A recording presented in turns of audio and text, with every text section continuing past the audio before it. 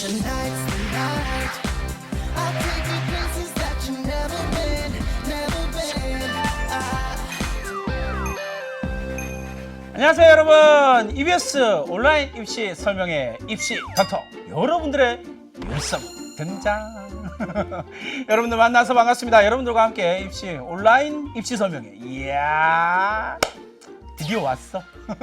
여러분들과 함께 지역별로 입시에 대해서 막 깊이 파서 여러분들의 필요한 정보들을 확, 나에게 필요한 전략을 이렇게 던져주는 온라인 입시 설명회, 지역별 입시를 말하다 살펴보도록 하겠습니다. 먼저 첫 출발이 되는 지역은 서울입니다. 일단 서울에서부터 출발을 해보도록 하죠. 서울 지역에 있는 대학을 가기 위해서 내가 어떻게 해야 되는지 선생님과 함께 지금 바로 출발! 2021 지역별 입시를 말하다. 이제 선생님과 함께 본격적으로 시작을 해보도록 하겠습니다. 서울 지역입니다. 선생님 너무 가고 싶어요. 이런 학생들 되게 많죠? 인서울에 있는 대학 살펴보도록 하겠습니다. 선생님이요, 이거 서울에 있는 대학을 이야기할 때마다 좀 많이 마음이 불편하긴 하지만 어쨌든 인서울에 있는 대학을 살펴보도록 하겠습니다. 2021학년도에 이제 서울 지역 대학의 입시의 특징을 꼭 살펴봅니다. 쭉 살펴볼 건데, 일단 서울 지역에 있는 입시를 이야기를 할 때, 놀랬죠? 서울 지역에 있는 입시를 이야기를 할 때 우리가 빼놓을 수 없는 전제 조건이 하나 있어요. 그게 뭐냐면 바로 N수생이 증가하고 있다라고 하는 추세를 잘 생각을 해야 돼요. 그러니까 전체적으로 봤을 때, 전국적으로도 봤을 때 당연히 N수생이, 재수생들, 삼수생들이, N수생들이 증가하고 있는 추세이긴 하지만 그 증가하는 추세의 상당수가 서울 쪽에 좀 집중되어져 있다라는 사실도 여러분들이 잘 생각을 하셔야 된다라는 거죠. 그러니까 N수생이 증가했구나 라고 경쟁자가 늘었네 라고 단순하게 생각할 게 아닙니다. 그 부분은 좀 고민을 하셔야 돼요. 이 N수생의 증가라고 하는 것이 예전에는 정시에 조금 더 포커싱 되어져 있었다면 요 근래의 N수생의 증가는 수시 쪽으로도 매우 증가가 많이 이루어지고 있다라는 사실도 첫 번째 기억을 하셔야 된다라는 것. 그래서 N수생이 증가한다는 사실이 그냥 단순하게 경쟁자가 늘어났네 이렇게 생각하지 마시고요. 나보다 1년 더 준비한 사람이 이렇게 생각하는 게 되게 중요합니다. 그렇기 때문에 우리가 서울 지역에 있는 대학의 입시를 이야기를 하면서 N수생의 증가라고 하는 것은 매우 중요한 포인트 중에 하나가 된다라는 것. 그러니까 내가 입시 전략을 짤 때 N수생이 증가하고 있다는 사실을 베이스로 깔아야 된다라는 거예요. 이 부분을 좀 염두에 두고, 특히나 이 N수생이 증가하게 되는, 특히나 이번 올해 입시 2021학년도 입시에서 N수생이 증가가 조금 더 유의미하고 조금 더 조심해야 되고 조금 더 고민을 많이 해야 되는 이유는 두 번째에 나옵니다. 뭐냐면요, 서울 지역에 선호 15개의 대학을 기준으로 해서 정시 비율이 전년도에 비해서 훅 늘어났거든요. 그러니까 전년도에 비해서 정시 비율이 늘어났으니까 작년에 이 원서를 쓰던 선배들이 서울 지역에 원서를 넣었던 선배들이 그래 내년에 서울에 있는 대학에서 15개 정도의 대학에서 정시의 비율이 확 늘어났으니까 올해 안 되면 내년에 서울에 있는 대학 15개 대학 쓰지, 이렇게 움직였던 학생들도 생각보다는 많더라는 거예요. 그러니까 정시 비율이 증가했다라는 것 때문에 늘어나는 숫자, 그러니까 정시 비율이 늘어나는 숫자의 한 2~3배 정도까지도 N수생이 늘어날 것이다 라고 예측을 하고 있거든요. 그러니까 쉽게 정시 비율이 늘어났다, 그러니까 내가 갈 수 있을 거야, 요런 거 조금 위험합니다. 조기 N수생들도 갈 수 있다라는 거, 그런 사실을 여러분들이 좀 잘 생각을 하셔야 돼요. 그래서 정시 비율이 늘어났다라고 하는 이야기하고 N수생이 증가하고 있다는 사실을 맞물려서 기억을 해 주셔야 된다는 거. 전체적으로 봤을 때는, 입시의 큰 틀을 놓고 봤을 때는요, 이렇게 생각하시면 됩니다. 어쨌든 전체적으로 봤을 때 수험생의 숫자는 줄어들어요. 맞죠?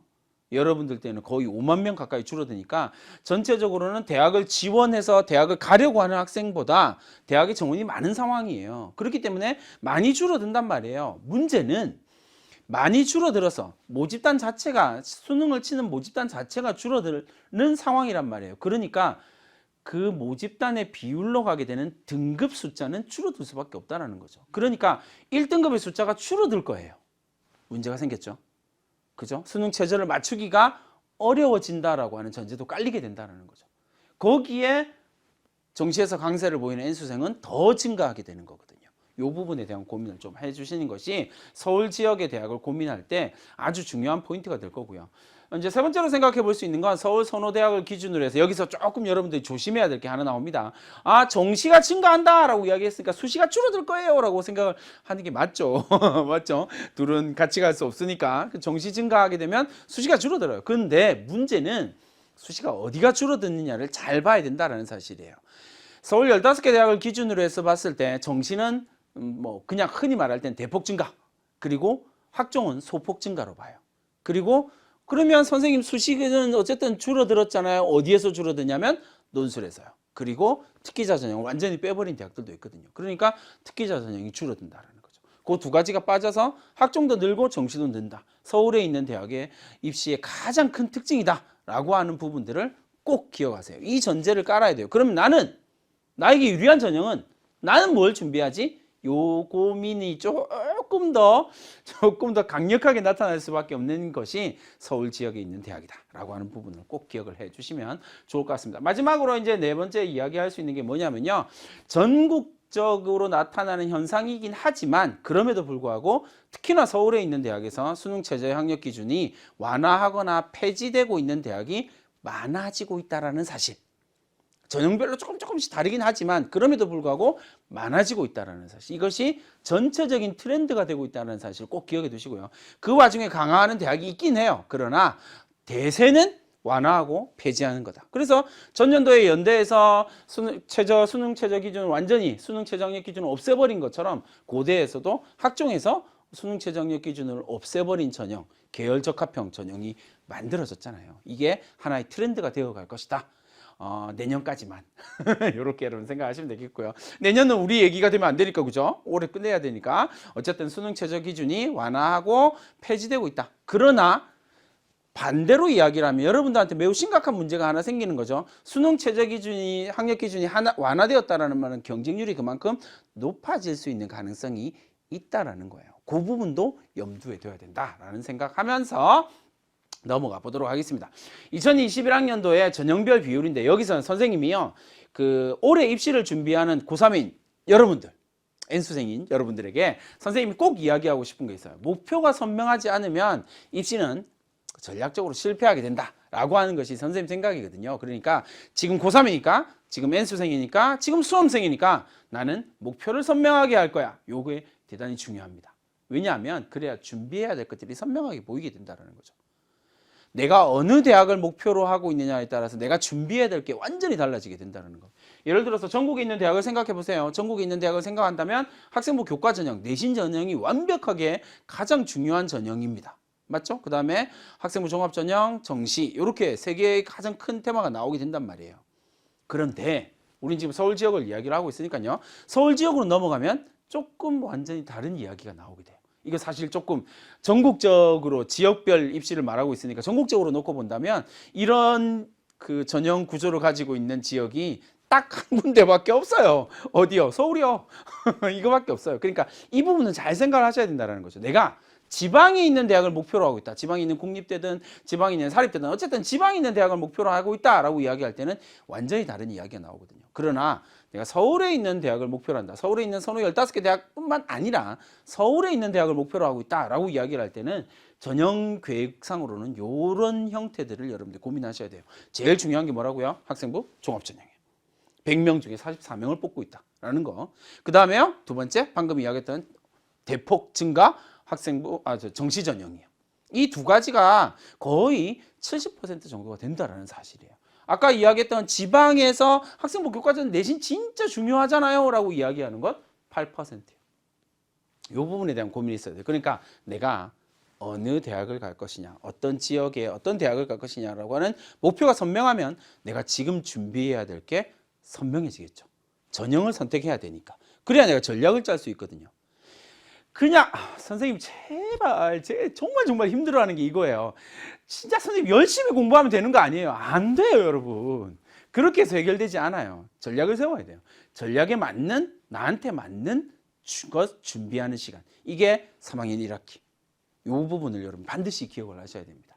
무엇을 보강할 것인가. 됐죠? 그 부분을 고민을 하셔야 된다라는 거 기억해 두시고요. 어쨌든 전형별로 보면 이렇게 나온다라는 사실을 봐두시면 되겠고, 그렇다면 이제 서울에 있는 15개 대학의 전형별 모집 인원을 한번 살펴보도록 하겠습니다. 15개 대학이니까 건국대, 경희대, 고려대 뭐 쭉쭉쭉쭉 나와서 갑니다. 전체적으로 보면 제일 먼저 빈칸이 눈에 확 들어오죠. 아!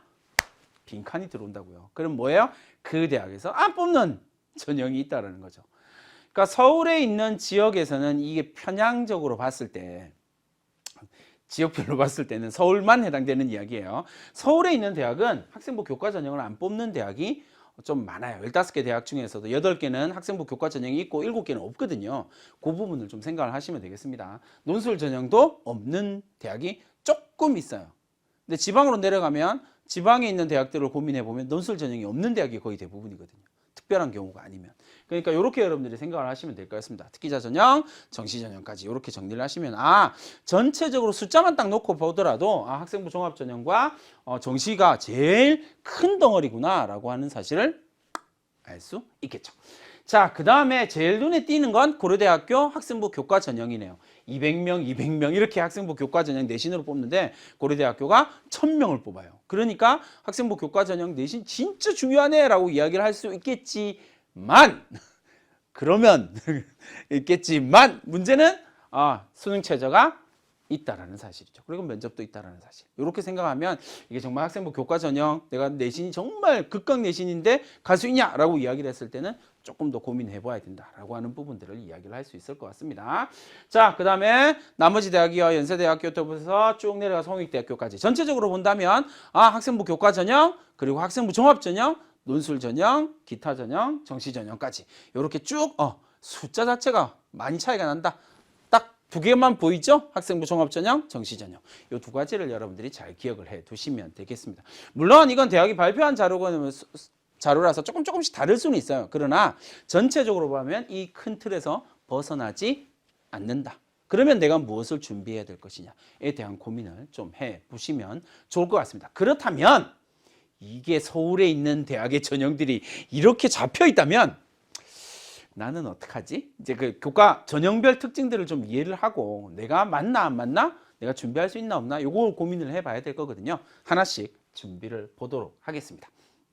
자, 전형별 지원 전략입니다. 이거 진짜 중요합니다. 진짜 중요해요. 좀 귀여웠죠? 좋아요. 전형별 지원 전략이다라고 하는 부분은 진짜 중요한 전형이 파트예요. 이 부분이 가장 핵심적인 거거든요. 그렇다면 서울 지역에 있는 학생부 교과 전형을 나는 어떻게 준비해야 될까? 어떤 특징들이 있을까? 이 부분에 대한 고민들을 한번 해보시고요. 실제로 지원 전략을 어떻게 세울 것이냐에 대한 고민을 함께 공유를 해보도록 하겠습니다. 서울에 있는 학생부 교과 전형의 유형들을 살펴보면 크게 세 가지 유형으로 나타납니다. 학생부 100%, 그리고 단계별 전형, 그 다음에 일괄 합산 전형, 이렇게 세 가지로 나타나거든요. 자기가 원하는 대학이 어디에 있는지를 잘 보셔야 됩니다. 학생부 교과 전형을 운영하고 있는 대학들 중에서 세 가지 유형인데 크게 보면 세 가지인데 조금 다르긴 하다, 그죠? 학생부 교과 전형은 교과 100%가 있고요. 그 다음에 교과 플러스 비교과가 있어요. 근데 이제 이게 선생님 학생부 교과 전형인데 비교과라니요? 뭐 이런 생각을 할 수 있는데 고민하지 마세요. 대부분 다 출결이에요. 그러니까 그냥 맨 앞에 나오는 것처럼 학생부 교과 내신 성적 100%라고 생각하시면 돼요. 내신 성적 100%는 전혀 고민의 여지가 없습니다. 왜요? 그냥 컴퓨터에 넣어서 내신 성적대로 쭉 뽑아내는 거거든요. 그러니까 지금 내가 내신 학생부 교과 전형 100%다라고 이야기를 할 때 준비할 수 있는 건 3학년 1학기 내신에 목숨 걸고 막 시험 준비하고 이게 가장 중요할 겁니다. 됐죠? 이 부분을 고민해 보시고요. 단계형 전형이다, 단계별 전형이다라고 이야기를 할 때는 대체로 1단계는 학생부 교과로, 두 번째, 2단계는 면접으로. 대체로 퍼센테이지가 7대3이거든요. 그러니까 1단계 교과 70%, 2단계 면접 30% 이렇게 된다라고 하는 사실을 기억을 해 두시면 되겠고요. 일괄 합산 전형으로 들어가는 게 학생부 교과 성적과 면접, 그리고 교과 성적과 그냥 서류로 완전히 1단계 일괄 전형으로 가는 형태가 있다. 근데 각각의 대표적인 대학 이렇게 여러분들이 기억을 해 두시면 되겠습니다. 어쨌든 학생부 교과 전형이라고 하는 것이 단계별로 있다. 종류가 여러 가지 있다. 그러면 나한테 유리한 거, 예를 들어서 난 면접 자신이 있는데요. 그러면 단계별 면접으로 있는 대학을 지원을 하게 되는 거죠.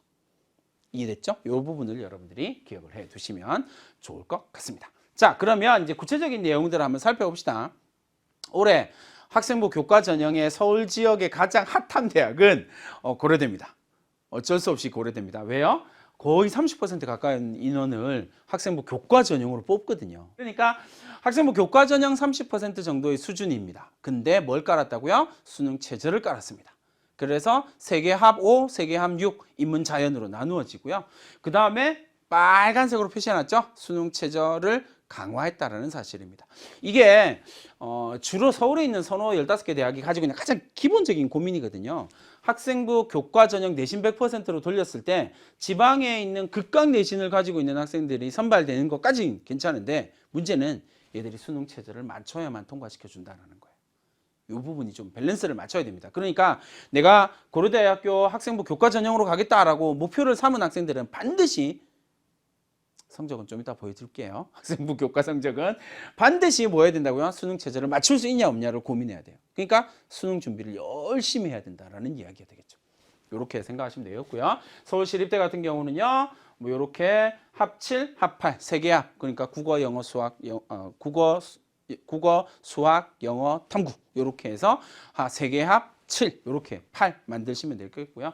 그 다음에 숙명여대 같은 경우는 한 과목, 이게 탐구 반영이 한 과목이다 두 과목이다라는 건 여러분들이 쉽게 잡힐 수 있을 거고요. 그 다음에 중앙대학교 보시면 대체 가능이다라고 이야기를 하는 것은요, 제2외국어로 대체할 수 있다. 뭘요? 사회탐구 한 과목을. 이렇게 여러분들이 기억을 해두시면 되겠습니다. 그 다음에 전체적으로 봐서 녹색으로 나오는 이야기죠. 축소. 전체적으로 봤을 때는 조금 학생부 교과 전형을 축소하고 있었다라고 하는 부분들까지 기억해 두시면 되겠고요. 맨 마지막에 보면 이화여대, 한양대 뭐 없어요?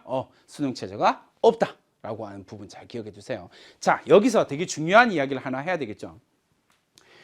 고려대학교, 시립대학교, 숙명여대, 중앙대, 외대, 홍익대까지는 수능 최저가 있습니다. 그러니까 기본적으로 경쟁률이 어느 정도 수능 최저를 맞출 수 있냐 없냐 가지고 고민하는 학생들이 들어갈 수밖에 없을 거고요. 이화여대, 한양대는요, 수능 최저가 없네요. 그럼 어떻게 될까요?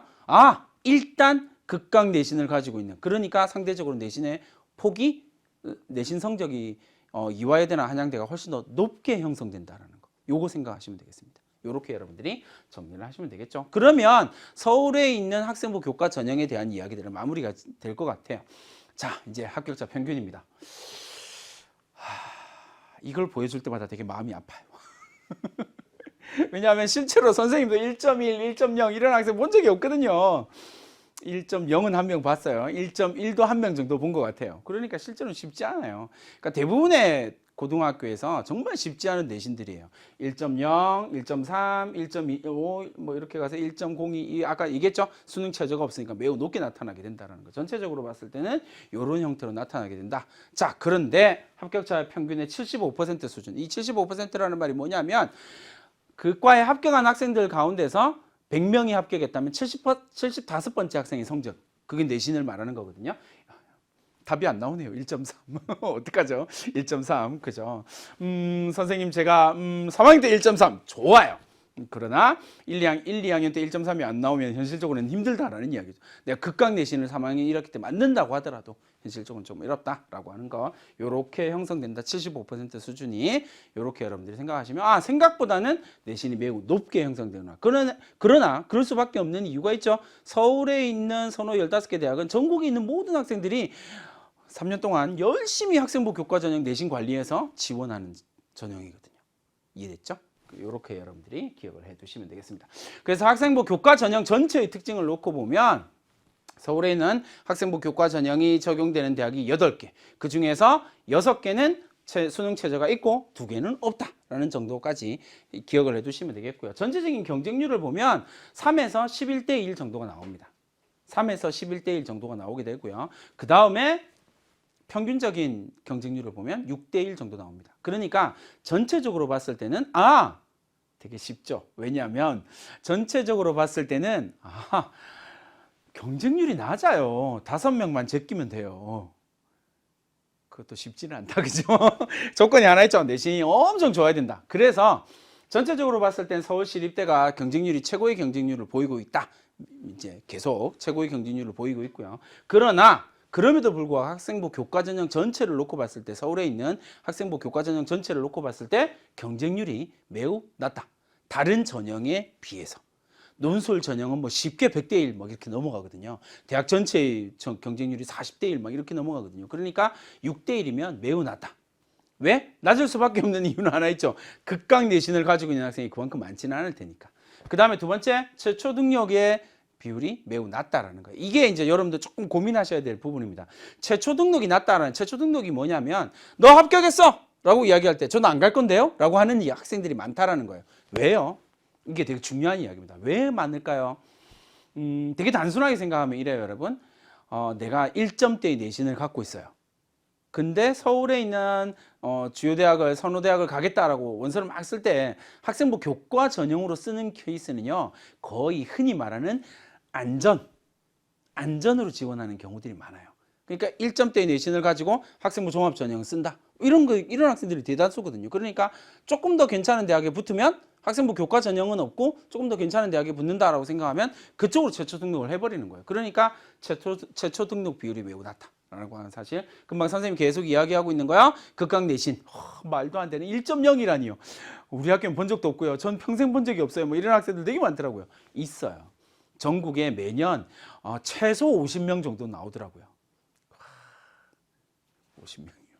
그 중에 한 명이었으면 좋겠네요. 근데 어쨌든 극강 내신. 그 다음에 되게 중요한 이야기가 여기 또 있어요. 이게 학생부 교과 전형이 서울에 있는 주요 대학에서 이 학생부 교과 전형을 조금씩 계속 축소하려고 하는 이유 중에 하나가 뭐냐면요. 중도 탈락률이 매우 높아요. 이게 무슨 말이냐면 등록했어. 대학 다니다가 반수하고 재수한다고 빠져버리는 학생들이 되게 많아요. 그러면 대학의 입장에서는 그 자리가 구멍 나는 거잖아요. 그죠? 그러니까 중도 탈락률이 높다라고 하는 부분들도 대학이 조금 고심하고 있는 부분이거든요. 그러니까 이런 특징들을 가지고 있다라는 사실을 기억을 해 두시면 되겠습니다. 자, 그렇다면 서울 지역에 있는 학생부 교과 전형을 지원하기 위해서 어떤 지원 전략이 있을까요? 라고 이야기할 때 특히나 서울 지역만이에요. 서울 지역에서 가장 중요한 건 뭐냐면요. 수능 최저학력 기준, 학생부 교과 전형을 쓸 때 수능 최저학력 기준을 맞출 수 있냐 없냐. 요것이 가장 큰 포인트가 될 거예요. 왜냐하면 학생부 교과 전형만 놓고 보더라도요. 수능 최저를 못 맞춰서 떨어지는 비율이 거의 40% 가까이 되거든요. 그러니까 수능 최저학력 기준을 내가 충족시킬 수 있냐 없냐가 첫 번째. 있다라고 생각하면 극강의 내신을 가지고 거기를 지원을 하게 되는 거죠. 두 번째는요. 이 학생부 교과 전형이라고 하는 것은요. 정량적인 평가가 이루어지는 전형이에요. 그러니까 프로그램 돌리면 그대로 다 된다라는 이야기죠. 그러니까 예측이 되게 쉬워요. 된다 안 된다. 왜? 전년도의 합격선에서 크게 달라지지 않거든요. 달라지는 것도 4-5명인데 그 4-5명이 내가 들어가면 슬픈 이야기가 되겠지만 어쨌든 그럼에도 불구하고 전체적으로 봤을 땐 정량적 평가이기 때문에 어느 정도 예측이 가능하다. 좀 정확한 예측이 가능합니다. 그러니까 내가 가겠다라고 생각했을 때 제일 중요한 건 뭘까요? 전년도 입시 성적이 되는 거죠. 요거 여러분들이 기억을 해 두시면 되겠고요. 그래서 전년도의 합격성을 필수적으로 확인하고 내가 3학년 1학기 때 어느 정도의 내신을 받아야 요 정도의 합격선을 만들 수 있는지를 고민해야 된다라고 하는 부분. 그 다음에요. 면접 유형 및 면접이 있냐 없냐, 그리고 면접의 유형이 어떤지를 판단하는 것도 매우 중요합니다. 여기서 하나 대단히 중요한 걸 살짝 이야기를 해주면, 면접에서 뒤집어질까요? 안 뒤집어질까요? 뒤집어져요. 매우 많이요. 높은 확률로요. 평가를 하는 대학의 입장에서 한번 생각해 보세요, 여러분. 뭐 아주 높은 비율이라고 해서 막 70% 이렇게 되는 건 아니고요. 30에서 40% 정도가 뒤집어지거든요. 왜냐하면 대학의 입장에서는 학생부 교과 성적이라고 하는 것이 1점대, 1.1, 1.2, 1.3, 1.4, 맨 마지막에 가면 1.7 이렇게, 주요 대학에 같은 경우 1.7, 1.6 뭐 이렇게 된단 말이에요. 그 1.6, 1.7의 0.1 차이보다는요. 면접에서 이 학생이 어떤 능력을 보여주느냐가 훨씬 더 중요하게 작용한다는 거예요. 그래서 합격생들의 분포를 보면 대체로 면접 성적이 우수한 학생들이 합격 확률이 좀 높습니다. 그러니까 그 면접의 유형이 나하고 맞나 안 맞나를 고민을 해야 된다는 거예요. 학생부 교과 전형도요. 자, 그 다음에요.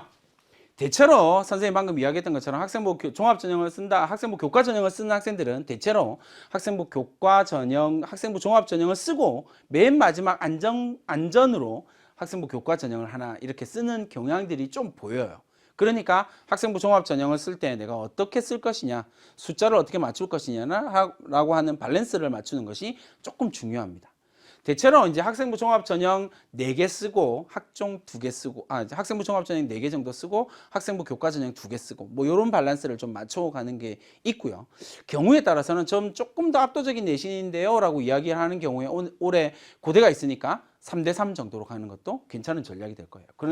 그러나 되게 중요한 건 이 밸런스를 맞추기 위해서는 뭐 해야 된다고요? 앞에 것들을 좀 고민을 해봐야 밸런스가 나오게 된다는 거예요. 그래서 4대2로 갈 것이냐, 5대1로 마지막 안전 하나만 두고 나머지는 다 학종으로 쓸 것이냐, 여기에 대한 고민이 있어야 된다. 이럴 수밖에 없는 이유는 여기는 매우 극강 내신들이 존재하기 때문이다 라고 하는 것 기억을 해두시면 학생부 교과 전형에 대한 이야기를 깔끔하게 끝낸 것 같습니다. 자, 이제 그리고요, 학년별 교과나 학년 등의 비율을 확인하는 것도 되게 중요하긴 하지만 대체로 서울에 있는 지역에서는 이 학년 비율이 잘 존재를 하지는 않으니까 그냥 여기까지 고민을 해 보시면 좋을 것 같습니다. 자, 이제 선생님과 함께 서울 지역에 있는 논술 전형에 대한 이야기를 한번 해볼 거예요. 전형별 지원 전략 중요하다고 이야기했죠. 진짜 중요합니다. 논술 전국적으로 보면 정말 크지 않은 전형이에요. 그러나 서울에서는 좀 중요한 전형이 될 수 있다라고 하는 부분들 기억을 해 두시면 되겠습니다. 그래서 논술 전형의 특징을 살펴보니까 전형별로 봤을 때는요, 경쟁률이 25대 1 대체로 25대 1보다 적은 전형은 잘 없는 것 같아요. 그래서 대체로 25대 1에서 95대 1. 작년에 제일 높았던 전형은 의대에서 300대 1을 넘었고요. 의대를 빼고 난 다음에 일반 학과에서는 127대 1, 서강대 뭐 이런 서강대, 화공생명 뭐 이런 데가 127대 1 막 이렇게 나왔었거든요. 그러니까 경쟁률이 생각보다 매우 높다. 그리고 10개 대학이 전부 다 수능 체제를 적용하고 있다. 라고 하는 사실, 연세대 빼고요, 한양대 빼고요, 이렇게 10개 대학이 수능 체제를 적용하고 있다는 사실. 그러니까 이것도 하나 나오죠. 논술에서 제일 논술로 합격하는 학생들이 가장 중요한 거 수능 체제, 그 다음에 논술, 이렇게 실력이 된다는 거. 두 가지가 키포인트라고 생각하시면 돼요. 내신은 좀 이따 선생님 보여드릴게요. 어쨌든 논술 같은 경우는요, 경쟁률이 어마어마하게 높아. 그러다 보니까 고3 때 쓸 게 없어서 6개 쓰긴 써야 되는데 쓸 게 없어서 저 논술이요, 이런 학생들 진짜 많이 보거든요. 되게 마음 아픈 이야기지만 대체로 이래요. 선생님, 저는 무조건 지금부터 진짜 죽으라고 공부를 해가지고 수능 체제 무조건 맞출 거예요. 그러니까 저 여기 쓸래요. 그리고 못 맞추는 학생의 비율이 70%입니다. 그러니까 내가 실제로 체제를 맞출 수 있냐 없냐에 대한 고민이 1번이에요. 무조건입니다. 이건 논술을 고민하고 있는 학생, 모든 학생들에게 선생님이 강력하게 이야기를 하는 거예요. 체제를 달성할 수 없다. 지금 합해서 세계 영역 합해서 1등급 이상 차이 나잖아요. 논술 쓴다는 생각 버리세요. 그게 훨씬 더 설득력이 있습니다. 그러니까 수능 체제를 달성할 수 있냐 없냐. 그 다음에 사실 이렇게 논술 광풍이 부는 이유는 이것 때문이에요. 대박 사례가 발견. 주변에서 와, 4등급인데 5등급인데 논술을 합격해서 붙었대요. 대박 사례가 있거든요. 그러면 이제 여러분들이 대부분 착각하죠. 나도 그런 능력이 있어. 아니야. 그러면 안 돼요. 6번의 카드를 실패하게 되는 케이스 중에 가장 큰 거예요. 그러니까 체제를 달성할 수 있냐 없냐, 요거 잘 고민하시고요. 그 다음에 인기학과의 경쟁률이 매우 높게 나타난다라는 거, 경쟁률이 너무너무 높다. 경쟁률이 높으니까 당연히 합격률은 낮을 수밖에 없다. 근데 실제로 실경쟁률을 보면 이렇게까지 안 나와요. 수능 체제를 달성한 실경쟁률을 보면 반토막 정도 나거든요. 그러니까 25대 1이다라고 이야기를 하면 12대 1 정도, 11대 1, 12대 1 정도가 일반적인 케이스라고 생각하시면 돼요. 그게 실질 경쟁률이거든요. 수능 체제를 달성한. 그러니까 달성할 수 있냐 없냐가 가장 키포인트다라고 하는 사실 기억해 두시고요. 그 다음에 수시 전형 중에서 내신 반영 비율이 가장 낮은 전형이라고 윤윤구가 말했습니다. 내신 반영 비율이 매우 낮아요. 생각보다 매우 낮습니다. 그러니까 내가 수능 체제를 달성할 수 있다고 생각하면 논술은 지금부터 준비하는 것도 대단히 괜찮은 전략이 될 겁니다. 자, 서울 시내에 있는, 서울에 있는 대학교에서 이제 논술을 하고 있는 대학들을 쭉 살펴봅니다. 경희대학교 잘 보시면요, 수능 체제만 잘 보세요. 2개 합 4, 2개 합 인문자리 나누어지죠. 2개 합 4, 5, 4, 5, 3개 합 6, 좀 센 곳이 서강대 정도입니다. 3개 합 6이에요. 그러니까 국영수탐에서 4개 영역에서 3개의 영역이 2등급이면 돼요. 2등급, 2등급, 2등급. 저는 수학을 너무 잘해요. 1등급. 그럼 나머지 3, 2 이렇게 맞추면 된다라는 겁니다. 이게 사실은 일반학과 의대를 빼고 일반학과 전체에서 놓고 봤을 때 가장 높은 수능 체제라고 생각하시면 돼요. 그러니까 선생님이 여러분한테 꼭 이야기하는 거 수능 공부 진짜 열심히 해서요. 둘둘둘 맞추세요. 그러면 대한민국에 있는 모든 전형을 다 쓸 수 있게 되는 거예요. 여러분들 내신이 어떻든지 간에 그 부분을 좀 고민을 해주시면 좋겠습니다. 자, 그 다음에 서강대는 여러분 잘 알다시피 교차 지원을 하고 있다라는 거, 크로스 문과이과 된다라는 거. 나머지는 크게 문제가 없죠. 100%, 70, 60, 80, 60, 60인데 고민하지 마세요. 무조건 논술 실력으로 간다라고 생각하셔도 무방할 만큼 크게 문제가 없습니다.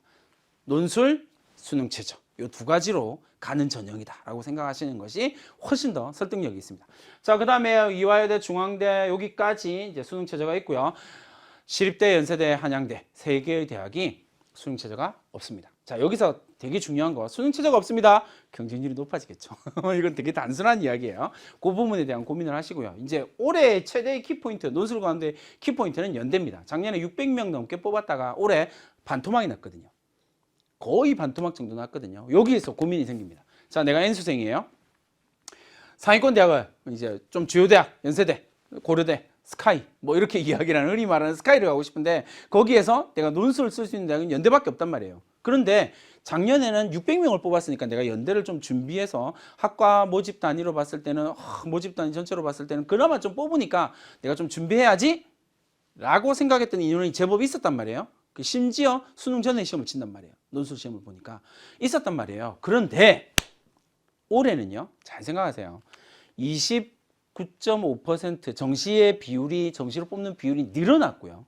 N수생의 입장에서 생각하는 겁니다. 전시로 뽑는 비율이 늘어났고 연대 논술은 줄어들었어요. 숫자가. 그러다 보니까 300명이니까 과별로 쭉 계산을 해보면 숫자가 많지 않거든요. 높은 경쟁률, 많지 않은 숫자. 고민되는데 그래서 N수생들이 논술에서 빠지는 경향이 조금 나타나게 될 거예요. 그 작년보다 조금 더 경쟁률이 낮게 나타날 거거든요. 도전에 범직합니다. 문제를 보고 결정하세요. 어려워요. 많이. 그렇게 생각하시면 될 것 같습니다. 자, 이렇게 하면 될 것 같고요. 자, 그 다음에 논술의 유형을 좀 살펴보면요. 인문 논술의 같은 경우는 언어 논술이 있고요. 자기가 생각하고 있는 대학을 이거 유형에 따라서 글쓰기가 완전히 달라지거든요. 그러니까 어떤 유형이 나한테 맞는지는 어떻게 하면 돼요? 홈페이지에 들어가서 문제 다운받아서 쭉 써보면 돼요. 그리고 대학들이 요즘에는 선행학습 영향평가 같은 것들을 자료 다 올려놓거든요. 거기에 모범 답안이 다 나와요. 그럼 내가 쓴 거랑 모범 답안이랑 어느 정도 일치하는지를 보시면 내가 이 유형에 맞나 안 맞나가 선명하게 드러나요. 언어 논술 유형이 있고요. 그 다음에 언어 논술과 자료 분석 유형이 있습니다. 언어 논술과 자료 분석 유형은 자료 분석에 조금 더 포커싱이 맞춰져요. 그러니까 자료를 잘 분석하는 학생, 이런 학생들은 두 번째 유형으로 가는 게 맞는 거죠. 그 다음에 조금 여러분들이 힘들어하는 문과 학생들이 힘들어하는 언어 논술과 수리 논술을 합한 것, 그 다음에 영어 제시문을 활용하고 있는 대학, 이런 형태로 나타나고 있다. 그럼 나한테 뭐가 맞지? 기출문제 다운받아서 한번 쭉 써보세요. 지금 놀고 있을 때, 학교 안 가고 있을 때, 내지는 지금 선생님 강의가 어쨌든 여러분들 탑재되었을 때 여러분들이 가냐 안 가냐 뭐 이렇게 학교를 가고 있느냐 안 가고 있느냐 고민하고 있었다면, 내지는 학교를 가고 있었다면 주말에 한번 딱 시간 내서 100분 내지는 120분이거든요. 대체로 100분, 120분이에요. 그러니까 2시간 생각하시면 돼요. 2시간 생각하고 한번 써보세요. 그러고 난 다음에 포인트가 맞는지, 정말 거기에서 이야기하는 모범 답안과 내가 쓴 답안이 일치하냐를 따지는 게 아니라 거기에서 이야기하는 채점 포인트가 다 나와 있어요. 그 채점 포인트를 보고 내가 그 채점 포인트를 제대로 캐치했느냐를 보시면 돼요. 거기에 체크가 돼서 내가 채점 포인트를 정확하게 짚었다? 그럼 여러분들 논술 준비하는 게 맞아요. 물론 최저를 준비를 해야 되겠죠. 자, 자연 논술 같은 경우는요. 수리 논술이냐 수리과학 논술이냐 두 가지로 크게 나누어지거든요. 그게 수학만 보느냐 아니면 수학과 과학을 보느냐, 이 두 가지로 나누어진다는 거. 불끈 쥐고 열심히 준비하는, 닮았나요? 이렇게 해서 여러분들이 이런 논술 잘 준비를 해 주시면 좋을 것 같습니다. 자, 논술 전형에 합격한 학생들의 내신을 쭉 살펴봤습니다. 건국대학교 같은 경우는요, 비슷하게 나오긴 하는데요. 평균적으로 봤을 땐 3.7, 3.8 정도가 나오고요. 건대 같은 경우는 문 닫고 들어간 학생 4.3, 5.5 정도 나옵니다. 이과가 조금 더 낮게 나오는 게 당연한 거니까 5.5 정도 나와요. 대체로 비슷비슷하게 나옵니다.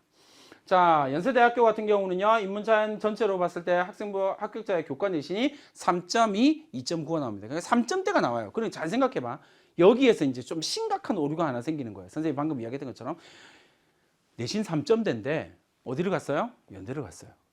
대박이지. 논술. 와! 안 됩니다. 내가 정말 써보고 비슷하게 나오냐 안 나오냐. 그 부분에 대한 고민하셔야 됩니다. 그다음에 중앙대 같은 경우는요. 합격자의 교과 평균 상위 10개 과목만 놓고 봤을 때 2.0, 3.61 정도 나온다라고 하는 거. 그러니까 실제로 우리가 앞에서 학생부 교과 전형으로 봤을 때보다 훨씬 더 낮은 내신 성적이 나올 수밖에 없죠. 왜요? 포인트가 있기 때문에 그래요. 어떤 포인트인지 한번 봅시다. 이게 뭐냐면요, 여러분. 모 대학, K대학이에요. K대학. 고대는 논술이 없죠. K대학. K대학입니다. 그러면 K대학이다라고 이야기를 할 때 논술 우수자 전형에 내신 성적, 내신 등급에 따라서 점수를 봤어요. 그러니까 쉽게 말하면 뭐냐면요. 1등급이야. 내신 1등급에 210점을 준단 말이에요. 그 다음에 내신 2등급에는 208점을 줘요. 몇 점 차예요? 2점. 이건 논술 문제 한 문제에 해당되지 않아요. 한 문제가 대략 20점, 30점 이렇게 나오거든요. 그러니까 문제를 얼마나 잘 쓰냐에 따라 달라지게 된다는 거죠. 거기서 8점, 4점 차이 납니다. 그죠? 6점 차이 나고요. 그러니까 5등급 밑으로는 조금 힘들다. 4등급 밑으로는 그때부터 좀 힘들어지기 시작하는 거죠. 왜요? 칸이 엄청 벌어지기 시작하는 거죠. 목표로 하는 게 대학이 어느 정도 목표로 하는 등급대 요 정도까지는 뽑아줄 거야 라고 하는 생각대가 대체로 논술에서 4등급 정도. 그러나 내가 진짜 논술을 잘 썼다. 그러면 내신 밟고 가는 거예요. 그러니까 수능 체제를 맞출 수 있냐 없냐의 고민. 두 번째, 내가 이 유형에 맞나 안 맞나에 대한 고민을 하시면 좋을 것 같습니다. 자, 논술 전형의 지원 전략. 첫 번째, 무조건 서울에 있는 대학의 핵심이에요. 수능 체제를 맞출 수 있냐 없냐. 교과도 논술도. 학종은 논술 수능 체제가 있는 데가 별로 없으니까 상관없는데 이렇게 된다라는 사실. 그 다음에요. 적합성을 판단하는 게 되게 중요하다. 막 선생님이 계속 이야기하고 있는 거죠. 나하고 맞나 안 맞나. 그 논술 문제가 나하고 맞나 안 맞나를 확인해야 돼. 어떻게 확인한다고요? 대학 홈페이지에 들어가서 입학처 홈페이지에 들어가서 자료실에 들어가면 있다. 기출문제가 있다. 기출문제에 대한 해설까지 다 나와 있다. 평가 요소까지 다 나와 있다. 선화형 학습 영향 평가 보고서가 있단 말이에요. 그 보고서를 다운받아서 쭉 문제를 먼저 푸는 게 중요해요. 100분 120분 동안. 그래서 적합성을 판단해야 된다. 그 다음에 내가 문과 학생이라면 사회적 이슈에 대해서 어느 정도 관심을 가지고 있느냐. 내가 선생님이 생각하기에 선생님 제가 해봤더니요. 수능 최저도 달성되고 적합성도 좀 있는 것 같아요. 그러면 이제부터 뭐 해야 돼요? 사회적 이슈를 좀 열심히 고민을 해보는 과정이 좀 필요하다는 거죠. 그 다음에요. 자료와 현상을 연결시키는 능력. 내가 이런 자료를 봤는데 이런 현상과 연결시킬 수 있을 것 같아. 내가 배운 이것과 연결시킬 수 있어. 사회문화에서 정치에서 경제에서 배운 이것과 연결시킬 수 있어. 왜냐하면 논술의 핵심 가운데 하나는 이 연결고리를 찾는 거에 있거든요. 요거 여러분들이 기억을 해두시고요. 제발 선생님이 논술 지도할 때마다 참 답답해서 살 수가 없어요. 글 잘 쓰면 된다고 생각하는데요. 여러분 미사여국을 동원해서 글 잘 쓰는 학생 다 떨어집니다. 안 뽑아요. 절대로 안 뽑습니다. 왜? 이게 여러분들이 채점이 어떻게 이루어지는지를 알면 글 잘 쓰는데요. 글 잘 쓰는 거 전혀 상관없어요. 1도 상관이 없다라고 이야기를 하고 싶은데 그것도 너무 과한 것 같고 어쨌든 글 잘 쓰는 거 크게 중요하지 않아요. 글 좀 못 써도 돼요. 포인트가 뭐예요? 논리력이 있냐? 분석력이 있냐? 비판적이냐? 아니면 창의적이냐? 그것도 아니라면 그 모든 것들을 포함하는 통합적 사고력이 있느냐. 그걸 증명하는 과정이에요. 요거 여러분들이 잘 쓰게. 그러니까 문과 학생들 특히나 이과는 논술을 고민할 필요 없어요. 수학 문제 잘 풀면 돼. 이과는 논술이 술이니까 거의 대부분. 그죠? 근데 문과는요. 글 잘 쓰는 거 절대 안 됩니다. 내가 글을 잘 쓰는데요. 아니요. 적합성을 가야 된다니까요. 요 부분을 여러분들이 꼭 기억을 해 두시면 좋을 것 같습니다. 자, 이제 서울에서 좀 중요한 전형이다라고 이야기할 수 있는 서울 지역대학에서 가장 중요한 전형이다라고 얘기할 수 있는 학생부 종합전형에 대한 이야기를 한번 해보도록 하겠습니다. 학생부 종합전형! 닮았네요. 학생부 종합전형이다라고 이야기를 할 때는요. 대체로 경쟁률이 6대 1에서 한 20대 1 정도까지 가요. 그리고 수능 체제를 적용하고 있는 대학은 고대, 서울대, 이대 이 정도의 대학이 있고요. 특징적으로 살펴봤을 때 수능 체제가 완화되고 폐지되고 있다라고 하는 사실. 그 다음에 두 번째 중요한 거예요. 여러분들이 자꾸 선생님이 이렇게 얘기를 해도 믿지 않는 거예요. 합격성의 내신 범위가 여러분 생각하는 것보다 훨씬 넓어요. 그렇기 때문에 뭐가 중요하다고요? 전략이 매우 중요하다라는 사실 꼭 기억해 두시고요. 그 다음에 하나 되게 중요한 비밀을 하나 알려드리죠. 뭐냐면요, 학종이 좀 오래됐어요. 이제 10년 넘었잖아요. 그러다 보니까 이제 학종을 미리 준비한 학생들, 그 학과를 목표로 3년 동안 준비한 학생들이 점점 많아지고 있다는 사실이에요. 근데 그런 학생이 100% 붙는다? 아니요. 그것도 아니에요. 왜요? 전략이 중요하거든요. 그러니까 이 부분에 대한 고민을 좀 해주시면 좋을 것 같습니다. EBS에서 여러 가지 입시 강의가 있으니까요. 그 부분은 여기서 다 설명할 수는 없으니까 그런 입시 강의들을 보면서 전략을 이렇게 세우면 되는구나 라고 하는 고민을 좀 해주시면 좋을 것 같습니다. 어쨌든 준비된 학생이 대단히 많다라는 사실 꼭 기억해 두시고요. 하나 더 팁을 드릴까요? 하나 더. 준비된 학생이 잘 없는 학과를 노리는 것도 되게 괜찮은 방법이에요. 그렇죠? 준비된 학생이 잘 없을 수밖에 없는 학과들이 좀 있어요. 그죠? 고등학교에서 정말 다루기 힘든 무엇 있잖아요. 예를 들어서 뭐 프랑스 어문학과라든지 뭐 이런 거 있잖아요. 그런 전형을 전략적으로 노려보는 것도 대단히 좋습니다. 언제 준비해요? 지금 3학년이니까 3학년 때 이렇게 준비해야죠. 준비하시면 됩니다. 전략이 중요하니까요. 자, 학생부 종합 전형의 전체 전형을 보시면 경희대학교, 고려대학교 쭉쭉쭉쭉 나오고 있다라고 하는 거 여러분들이 봐두시면 되겠고요. 면접 여부도 한번 쭉 봐두시면 됩니다. 어쨌든 엄청 많이 뽑는구나. 이게 사실은 지방에 있는 대학의 전형으로 가면 이게 전부 다 학생부 교과 전형 숫자하고 비슷한 거예요. 근데 서울에서는 이걸 학생부 종합 전형으로 뽑는다라고 하는 거. 그 다음에 올해의 2021학년도에 가장 핫한 대학은 뭐니 해도 어쩔 수 없이 고려대일 수밖에 없다, 그죠? 고려대학교 학생부 교과 전형도 확. 그 다음에 학생부 종합 전형에서는요, 그 계열적 합평 전형을 만들었다. 수능 최저가 없는 계열적 합평 전형을 고대가 만든 이유가 뭐냐면요, 여러분, 이거 앞으로 실험을 하는 거예요. 우리가 이렇게 해서 우리가 생각하는 대학 학생들을 뽑을 수 있냐 없냐.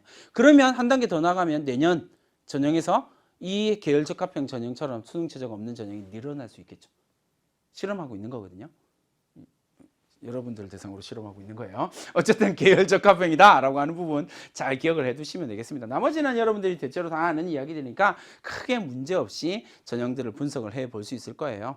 이 전형에 대한 구체적인 분석을 가지고 이제 이야기를 하는 건 이제 EBS에서 선생님과 함께 진행하게 될 컨설팅 솔루션, EBS 입시 컨설팅 솔루션이라고 하는 프로그램이 있는데 그때 이 전형들을 보고 나한테 맞는 전형들을 쭉 찾아내는 그런 프로그램을 한번 해볼 거예요. 그러니까 여기서는 이런 전형들이 있구나라고 하는 정도로만 여러분들이 기억을 해두시면 되겠습니다. 역시 마찬가지로 맨 마지막에 보면 면접 없는 전형들이 쭉 나와 있고요. 수능 최저도 없고 면접도 없고 경쟁률은 높고 막 이렇게 된다는 거 꼭 기억을 해 두시면 좋을 것 같습니다.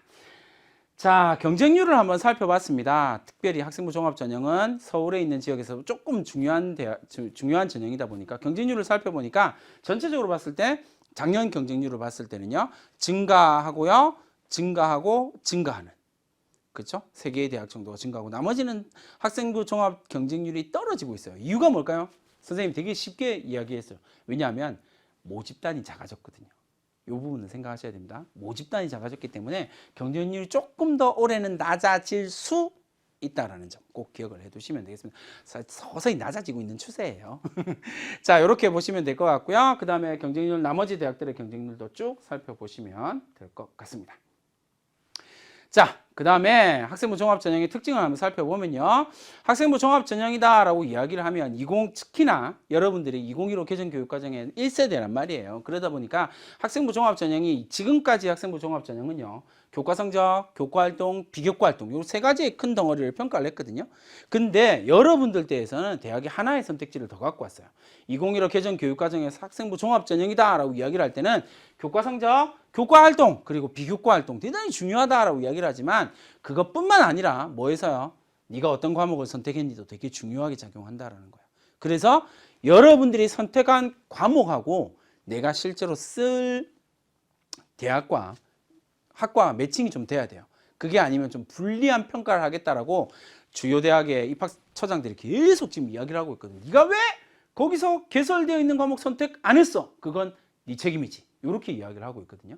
그러니까 학생의 교과 선택도 평가 요소가 된다라는. 예를 들어서 경제가 개설되어 있는데 물리토가 개설되어 있는데 너 공학 물리 하겠다라는 학생이 왜 물리토 안 들었지? 이 부분에 대해서는 학생부 종합전형에서 조금 점수화 시키겠다, 평가의 요소로 삼겠다라고 이야기를 하고 있거든요. 그러니까 이 부분 좀 잘 기억해 두시고요. 가면 갈수록 교과 활동의 중요성이 늘어나고 있습니다. 비중이 늘어나고 있다고요. 그러니까 학생부 교과 활동에서 내가 무엇을 했지? 그 교과 활동을 어떻게 확장시켰지? 이게 포인트가 됩니다. 이 부분을 여러분들이 좀 잘 기억을 해 두시면 좋을 것 같습니다. 이건요, 모 대학에 있는 이야기들 하나 갖고 와봤어요. 이게 뭐냐면요, 학생부 이게 오해가 너무 많아서 학생부만 이야기를 했다 그러면 학생부 페이지 숫자 막 이런 무식한 소리를 한다고요. 페이지 숫자가 많아야 되죠. 이게 여러분 뭐냐면요, 그 학생부 지원한 학생들의 평균 페이지 숫자예요. 대체로 한 여기가 한 15, 16 정도 되거든요. 그리고 합격한 학생들을 봐도요, 이렇게 형태가 나타나게 된다는 거죠. 많다고 되는 것도 아니고 적다고 안 되는 것도 아니다라는 거예요. 그러니까 제가 선생님이 학생들한테 막 이런 이야기를 해요. 학생 지금 늦었지만 그래도 3학년 1학기 때 네 인생을 바꾸고 학생부 종합전형을 서울에 있는 대학을 목표로 한다면 학생부 종합전형을 무조건 써야 돼. 그러니까 인생을 바꾸자 라고 이야기하면, 선생님 저는 한 게 없고요, 저는 학생부가 페이지 수가 적고요, 막 이런 얘기 아니라고요. 아까 얘기했죠. 학생부 종합전형의 핵심은 뭐라고요? 내가 어떤 과목을 선택했고 그 과목에서 어떤 능력을 확장시켰다를 보여주는 전형이다 라고 하는 부분 꼭 기억을 해 두시면 좋겠습니다. 자, 학생부 종합전형의 합격자의 내신 평균을 봤습니다. 경희대학교 자료를 갖고 와봤는데요. 국어국문학과 보니까 합격한 학생들의 평균이, 내신 평균이 얼마요? 2점대. 그러니까 아무리 이야기를 하더라도요, 2점대, 3점대로 계속 움직여요. 여러분들이 별로 안 믿기겠지만요, 실제로 결과는 이렇게 나와요. 분포를 보시면 5등급대, 6등급대 초반 정도 학생들, 그러니까 5등급대 후반 학생들도 붙은 거죠. 소수이긴 하죠. 붙었어요.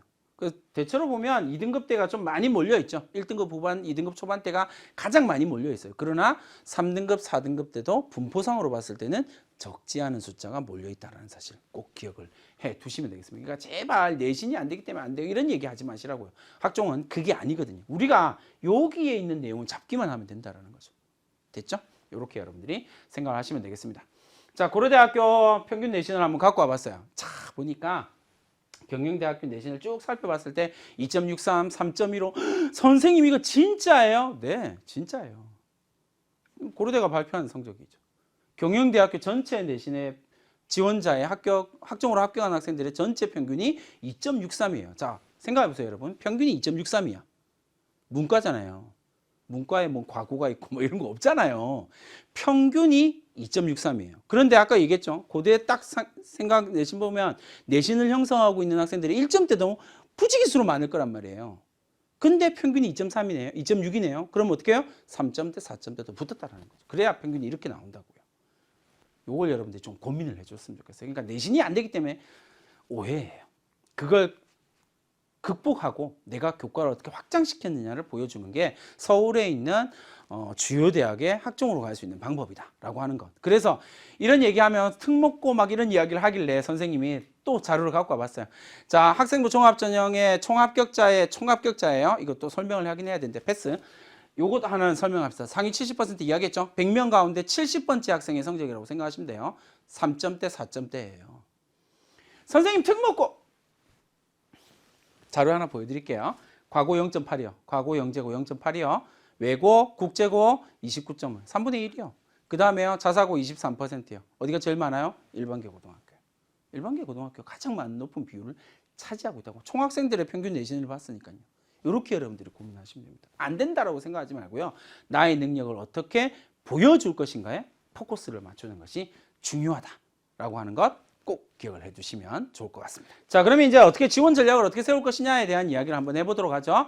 이 학종을 준비하기 위해서 여러분들이 반드시 기억해야 될 거, 대학별 인재상 평가 요소 이거 되게 중요합니다. 특히나 평가 요소 별 빠바바바바바 인재상도 중요한데 인재상이 너무 매몰될 필요 없어요. 대학이 학종에서 평가하는 포인트는 어쨌든 평가 요소가 포인트가 되거든요. 어떤 평가 요소로 가고 있냐. 연세대 같은 경우는 평가 요소가 학업 역량, 인성, 전공적 합성, 발전 가능성이 될 거고요. 고대 같은 경우는 학업 역량, 인성, 전공적 합성, 그리고 자기개발 의지 뭐 이렇게 될 거란 말이에요. 서울대 같은 경우는 지적 호기심, 지적 성취 뭐 이런 것들이 될 거고요. 그러면 대학별 인재상에 맞춰서 내가 어떤 학업 역량의 인성이나 전공적 흡상의 발전 가능성을 어떻게 맞추고 있는지를 내 학생부를 보면서 내가 평가를 일단 해봐야 돼요. 그래야 나의 특징적인 부분들이 나오게 될 거거든요. 자, 그 다음에요. 그래서 이 얘기요. 이게 되게 중요합니다. 무조건 된다. 저는 활동이 많으니까 돼요. 상장이 많으니까 돼요. 저는 학생회장을 했으니까 돼요. 웃기는 소리 하고 있네. 아무 의미 없는 활동. 그죠? 학생부에 대해서 냉철하게 쳐다보고 평가 요소가 있는지 없는지를 확인하는 과정이 반드시 필요하다. 그래서 학종은 절대 활동 중심의 평가가 아니라는 사실을 꼭 기억하셔야 됩니다. 활동 중심의 평가가 아니라는 거. 됐죠? 활동을 많이 해서 그렇죠? 그 다음에 맨 마지막 중요한 거야. 능력 중심의 자소서를 써내는 거. 자소서 되게 중요하거든요. 근데 어디 학원에 가서 누가 내 대신 써준 필요 없어요. 그런 자소서 안 통합니다. 나의 능력이 어떻게 학생부를 통해서 증명됐고 그 증명된 능력을 자소서에서 어떻게 보여줄 수 있느냐. 이게 포인트가 되거든요. 이런 내용들은 선생님의 EBS의 입시 관련 강의들을 쭉 보면 이렇게 하는 거구나 라고 하는 내용이 나와 있으니까 자세하게 참고를 하시면 될 것 같고요. 어쨌든 이런 영역들을 가지고 여러분들이 학종에 서울에 있는 대학의 학종의 지원 전략 삼아서 여러분들이 원하는 결과를 반드시 만들어내시기를 간절히 바래 봅니다. 자, 이 강의 마무리 들어갑니다. 제목 완전 멋있다, 그지?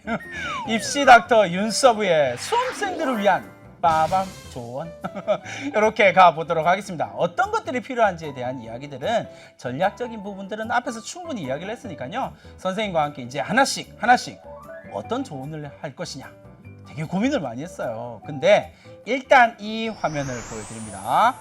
마음에 상처받지 마시고 내 얘기야 1학년 2학년을 돌아보면서 후회하지 마시고 지금이라도 우리는 어디를 간다고요? 내가 가고 싶은 대학을 가기 위해서 정말 열심히 공부해야 된다는 사실을 잊지 마세요. 내가 공부를 안 하고 걱정만 해서 좋은 대학을 갈 수 있다? 그런 학생 없습니다. 더더군다나 넌 아니야. 그러니까 반드시 열심히 공부하는 모습. 그러면 선생님이 완벽하게 도와줄 수 있는 길이 열릴 겁니다. 왜 선생님이 이렇게 열심히 뭐 이런 이야기를 하냐면요. 되게 마음 아프게도 지금 고3들은, 현역들은 슬프게도 시험을 보면 볼수록 떨어지고 어디까지 떨어질지는 도저히 알 수는 없으나 계속 성적이 떨어지더라는 거죠. 선생님이 가르치던 학생들도 되게 마음이 아파요.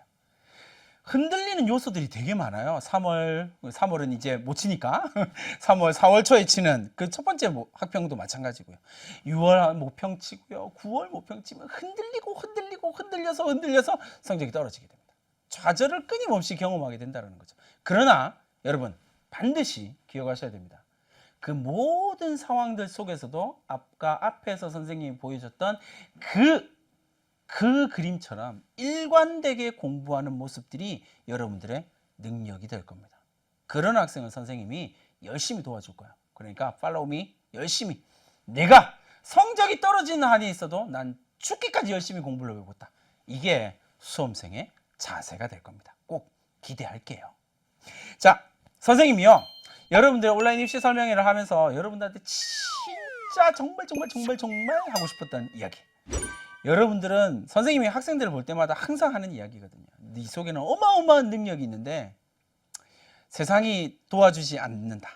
내지는 학생들이 다 항상 이야기해요. 쌤, 저 너무 힘들어요. 맞아요, 여러분. 그게 힘든 거 맞아요. 근데 이런 이야기요. 여러분, 그게 정상입니다. 힘든 게 정상이에요. 한 걸음 더 앞으로 나가려고 하는데 힘이 안 든다. 선생님 지금 너무 편하고 행복해요. 수험생 생활 실패한 겁니다. 아니에요. 그럴 수 없어요, 여러분. 고통을 이겨내는 겁니다. 고통이 없는 상태가 아니에요. 선생님 전 정말 1등급 공부를 너무 잘해요. 그런 학생들한테 고통이 없을까요? 괴롭지 않을까요? 아니요. 당연히 고통스럽다니까요. 왜?